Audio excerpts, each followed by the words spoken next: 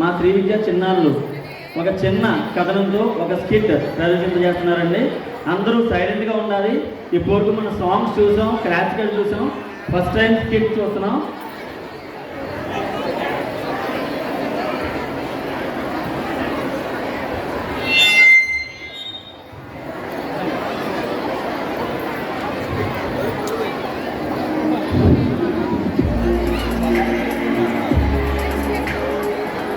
నేటి సమాజంలో వృత్తులే కనుమరుగవుతున్నటువంటి దృశ్యాన్ని మనం అందరం చూస్తున్నాం. ఉద్యోగ రీత్యా, వ్యాపార రీత్యా పెద్దలంటే భారమని, బాధ్యత కాదని వ్యవహరిస్తున్న తీరును మనం ఈ ప్రదర్శన ద్వారా చూద్దాం. నాన్న, మీ ఆస్తి మాకు సరి సమానంగా పంచాలి. ఎందుకు బాబు? నువ్వు మాకు భారంగా ఉన్నావు నాన్న. సరే, అయితే నా ఆస్తిని అందరికీ సరి సమానంగా పంచుతాను. ఈ పేపర్స్ పై సంతకం చేయండి. సరే బాబు. ఇక్కడ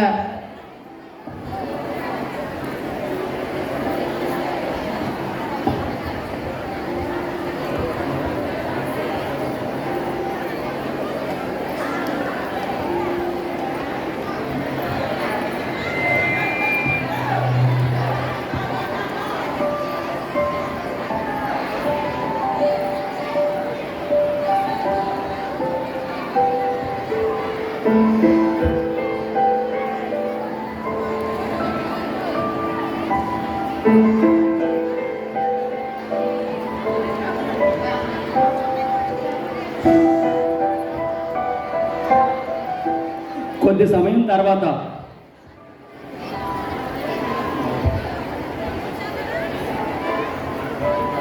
నాన్న, నువ్వు నాకు భారంగా ఉన్నావు. నీతో నేను ఉండలేకపోతున్నాను. బాబు,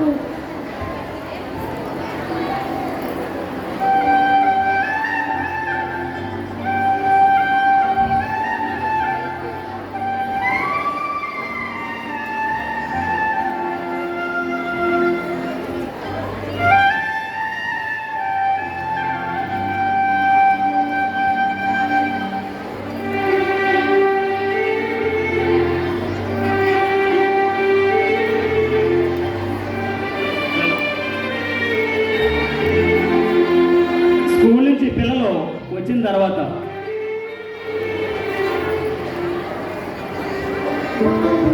ఏమైనా తిన్నారా? లేదు తాతయ్య. ఏమైనా తింటారా? వద్దు తాతయ్య. సరే అయితే.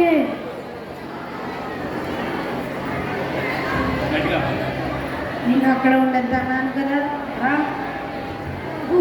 బాబు, తాతయ్య ఎందుకు ఏడుస్తున్నావు? నీకు చెప్పినా అర్థం కాదు బాబు.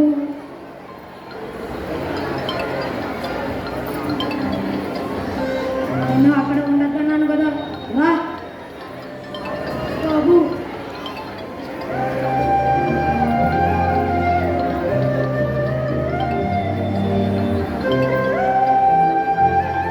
కనీసం నా మనవళ్ళు కూడా నా పక్కన ఉండవట్లేదు.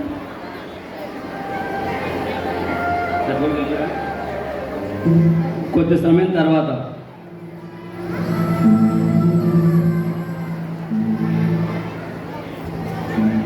గట్టిగా చెప్పు. నాన్న, నీతో నేను ఉండలేకపోతున్నాను. ఇంట్లో నుండి వెళ్ళిపోతున్నాను. బాబు, బాబు,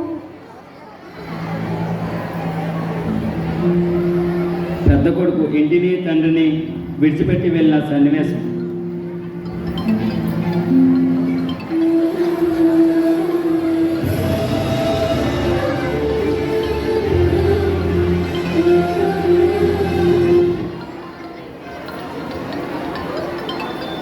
నాన్న, పెద్దన్నయ్య నిన్ను వదిలేసి వెళ్ళాడు కదా, నేను వృద్ధాశ్రమంలో చేర్చుదాం అనుకుంటున్నాను. ఎందుకు బాబు? నన్ను చూసుకోవడానికి మీరు అందరూ ఉన్నారు కదా, నాకెందుకు దిగులు? నువ్వు మాకు బాధగా ఉన్నావు నాన్న. మేము నిన్ను చూసుకోలేకపోతున్నాము. సరే అయితే ఇక మీ ఇష్టం.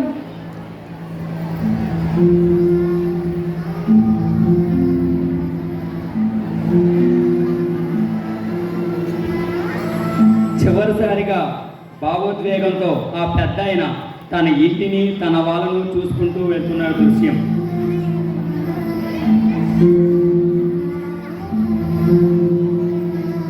వృద్ధాశ్రమం.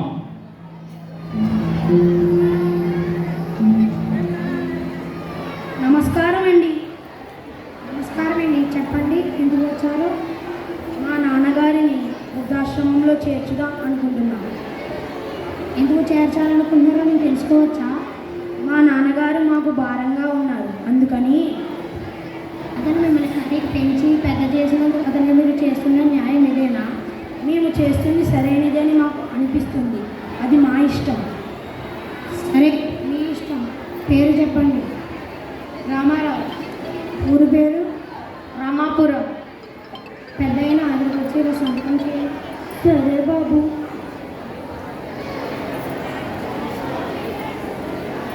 చేశాను బాబు, చూడు.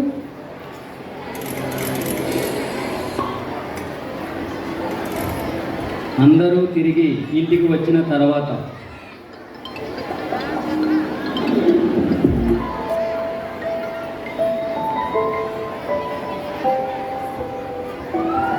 నాన్న, తాతయ్య ఎక్కడ?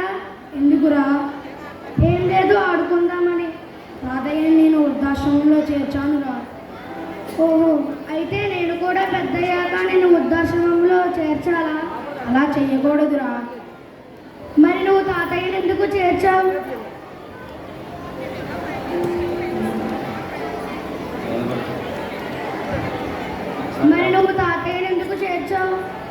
ఒక్కసారి లెగురా.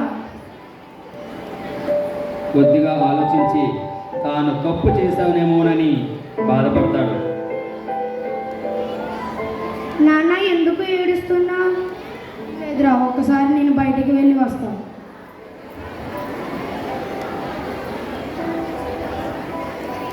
కొడుకులందరూ కలిసి తాను చేసినటువంటి తప్పును తెలుసుకొని తండ్రి గురించి ఆలోచించడం జరుగుతుంది. అదే కొడుకుల సమావేశం. రే, మనం నాన్నగారిని వృద్ధాశ్రమంలో చేర్చడం తప్పు. మన తప్పు మనం తెలుసుకొని నాన్నగారిని ఇంటికి తీసుకువద్దాం రా. ఎందుకురా? ఎందుకంటే మన పిల్లలు మన దగ్గర నుంచి మంచిగా నేర్చుకోవాలి కానీ చెడు నేర్చుకోకూడదు. ఇప్పుడు మనం ఇలా చేస్తే పెద్దయ్యాక వాళ్ళు కూడా మనం ఇలాగే ఈ పరిస్థితిలోనే ఉంచుతారు రా. సరేరా, మనం వెళ్ళి నాన్నని ఇంటికి తీసుకువద్దాం. సరేరా.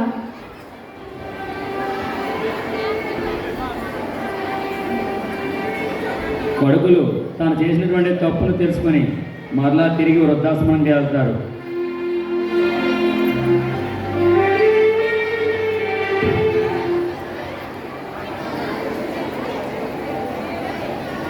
చెప్పండి, మళ్ళీ ఎందుకు వచ్చారు?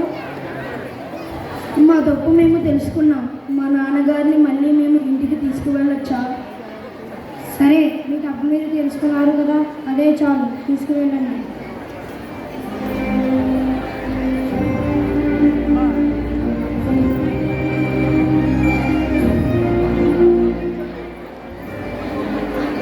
తిరిగి తండ్రి దగ్గరికి వెళ్ళి క్షమాపణ కోరుతున్న కొడుకులు. నాన్న, మమ్మల్ని క్షమించు. మా తప్పు మేము తెలుసుకున్నాం. లెగండి బాబు, లెగండి. మీ తప్పు మీరు తెలుసుకున్నారు, నాకు అదే చాలు. సరే నాన్న, ఇంటికి వెళ్దాం రా. సరే అయితే బాబు. తిరిగి ఇంటికి తీసుకొస్తున్న దృశ్యం. నాన్న, తాతయ్య వచ్చాడు. తాతయ్య, వచ్చేసావా? వచ్చేసాను బాబు.